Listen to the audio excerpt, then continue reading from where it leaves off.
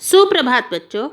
हम अपनी उत्थान हिंदी व्याकरण में से अपना पाठ 1 भाषा, बोली, लिपि, व्याकरण तथा हिंदी भाषा के बारे में समझ रहे थे, जिसमें हमने अपने पहले वीडियो में लिपि तक समझा था।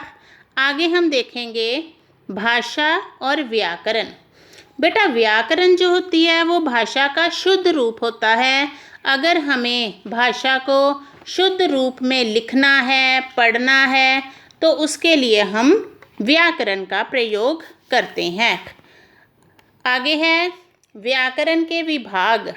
व्याकरण के 3 भाग होते हैं: वर्ण विचार, शब्द विचार, वाक्य विचार। वर्ण होता है केवल एक वर्ण, जैसे हमने लिखा क। अब शब्द होता है पूरा, क को वर्ड बना दिया आकार, ये हो गया हमारा शब्द। वाक्य होता है एक पूरा वाक्य, जैसे क से पूरा वाक्य बना दिया एकता में बल है।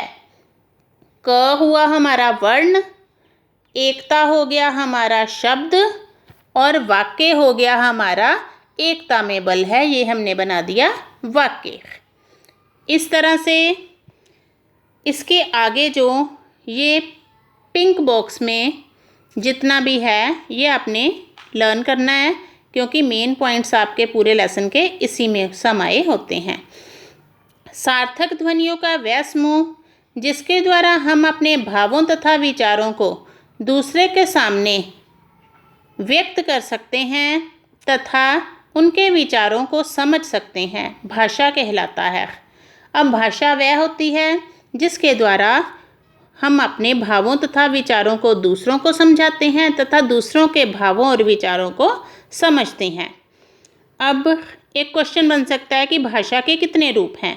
जैसे कि आप जानते ही हो कि भाषा के 2 रूप हैं, मौखिक भाषा और लिखित भाषा। जो बोलचाल की भाषा है उसे मौखिक भाषा कहा जाता है, और जिसे हम लिख कर प्रकट करते हैं वह लिखित भाषा कहलाती है। आगे आइए। जब कोई मनुष्य किसी दूसरे व्यक्ति के सामने अपने विचार प्रकट करता है या बातचीत करता है, वह मौखिक भाषा, उसे मौखिक भाषा कहते हैं। जब मनुष्य दूसरे के विचारों को लिखकर प्रकट करता है उसे लिखित भाषा कहा जाता है। भाषा का क्षेत्रीय रूप बोली कहलाता है। बोली होता है कि एक छोटे से क्षेत्र में, थोड़े क्षेत्र में बोली जाती है। मौखिक विचारों को लिखकर प्रकट करने के लिए निश्चित किए गए चिन्हों को लिपि कहते हैं। अब हमारे जो मौखिक विचार हैं उन्हें हम लिखकर प्रकट करते हैं, जिन चिन्हों का प्रयोग करते हैं उसे लिपि कहा जाता है। जैसे कि हमने लेसन में पीछे पढ़ा है कि अलग अलग भाषा की अलग अलग लिपि होती है। शिष्ट और सुशिक्षित लोगों द्वारा व्यवहार में लाया जाने वाला भाषा का रूप मानक भाषा कहलाता है। अपने माता पिता और परिवेश से सीखी जाने वाली भाषा को मातृभाषा कहते हैं। जो भाषा हम अपने माता पिता या अपने आस पड़ोस के माहौल से सीखते हैं उसे मातृभाषा कहा जाता है। किसी देश के समस्त शासन कार्यों के संचालन के लिए निश्चित की गई भाषा को राजभाषा कहा जाता है। अब सरकारी कामकाज जब करने होते हैं किसी देश के, तो जिस भाषा का प्रयोग किया जाता है तब उसे राजभाषा कहा जाता है। जो भाषा सांस्कृतिक और भाषिक स्तर पर देश को जोड़ने का काम करती है वह संपर्क भाषा कहलाती है।